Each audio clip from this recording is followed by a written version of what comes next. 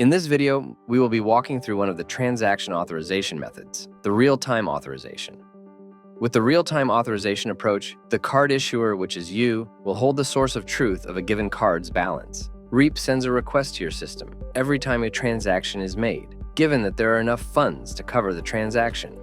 Let's take a real-life example of a cardholder buying a coffee in a cafe. When the cardholder initiates a purchase with the card, which is buying a coffee, the cafe, which is the merchant in this card transaction, will initiate a payment request to Visa, the card network. Visa will then send this transaction request to Reap. When Reap receives this transaction request, Reap will evaluate the balance of your master account, which is the pre-fund amount.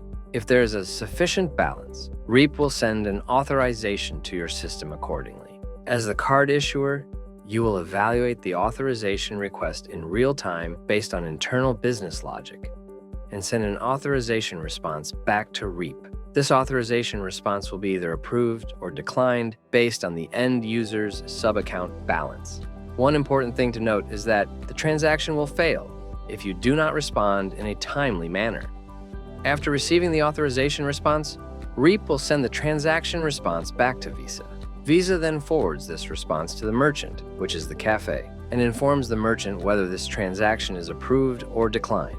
On a side note, Reap sends a transaction notification to your system at the same time as when the authorization response is sent to Visa. This allows you to keep a ledger of transactions attempted by each cardholder. To summarize, this authorization method gives you full flexibility on whether a transaction should be approved. One common use case for card issuers is to directly check the balance of a user's account to determine whether a transaction should be authorized.